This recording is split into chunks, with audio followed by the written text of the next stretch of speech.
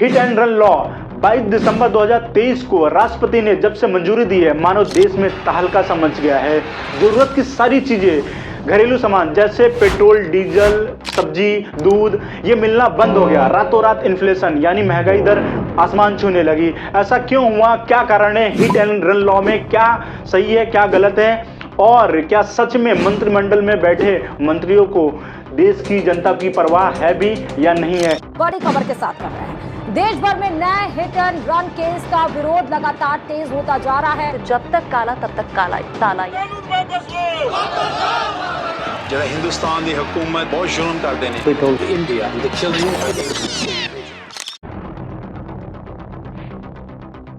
नमस्कार दोस्तों, मेरा नाम है नीरज द्विवेदी। सबसे पहले समझ लेते हैं हिट एंड रन है क्या। आपने किसी को हिट किया और वहां से 9-2-11 हो गए, यानी दुर्घटना के तुरंत बाद आप वहां से 9-2-11 यानी फरार हो गए। ऐसी घटना को हम लोग रन एंड हिट कहते हैं।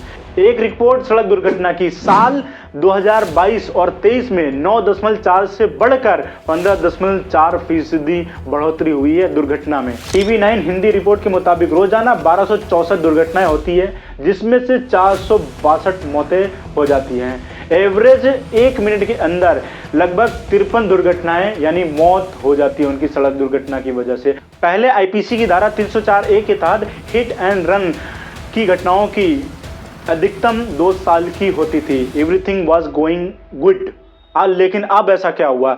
लेकिन अब IPC 106(2) में से 10 साल की कड़ी सजा और 7 लाख रुपए का जुर्माना कानून में संशोधित किया गया और पारित होते ही मानो कि ड्राइवरों में अफरा तफरी का माहौल पैदा हो गया कि 10,000 की जॉब करने वाला, 10,000 की नौकरी करने वाला, 24 घंटे सड़कों पे घूमने वाला, अगर उनके साथ ये ऐसी घटनाएं होती है तो उनके परिवार में क्या होगा, उनका क्या होगा, परिवार में क्या होगा।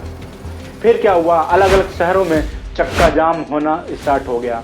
अब क्या सच में मंत्रिमंडल में बैठे मंत्रियों को जनता की परवाह है भी या नहीं है? अगर जवाब हाँ है तो इनको एक ऐसा बिल संसद में, एक ऐसा फास्ट ट्रैक कोर्ट के तहत, जो कि स्टेट गवर्नमेंट कार्यभार देखती है, एक्सीडेंट के दौरान जब भी पीड़िता FIR करने जाए तो समय से FIR दर्ज की जाए।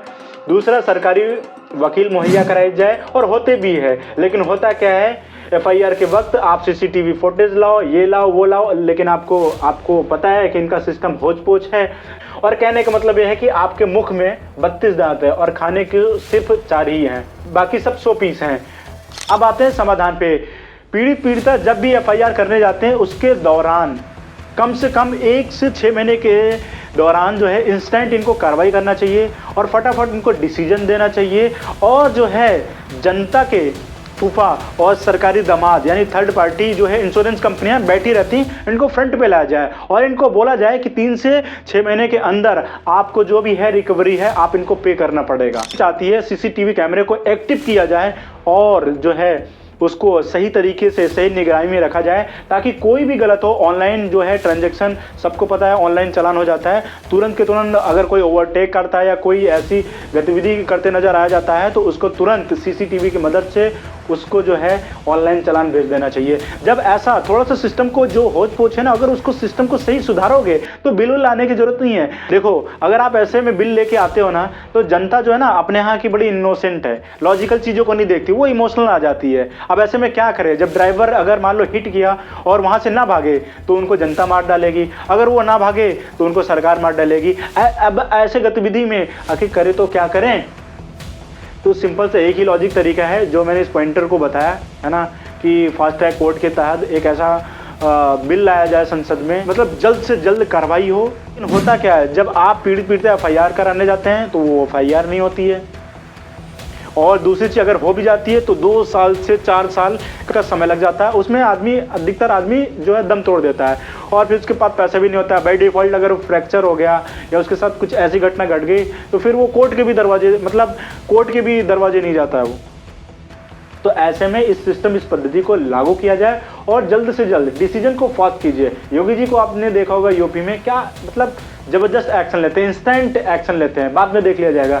सूझबूझ से, समझदारी से ऐसे कानून लाना चाहिए और उस पर action, instant action, immediate action लेना चाहिए, ताकि देश का भी भला हो सके और आपका भी भला हो सके अगर आपको ये वीडियो अच्छी लगी तो आप उन सभी लोगों को जो मंत्रिमंडल के आसपास घूमते हैं, है ना, या उनके ये पीए हैं, तो आप उनको ये वीडियो जरूर से जरूर शेयर करें ताकि वो समझ सकें, तो कम से कम संज्ञान ले सकें, ताकि जो आम जनता की आवाज़ है वहाँ तक पहुँच सके और सही ढंग से सही तरीके से कानून को लागू कर सके, ताकि ये इन गतिविधियों से बच सके हम लोग।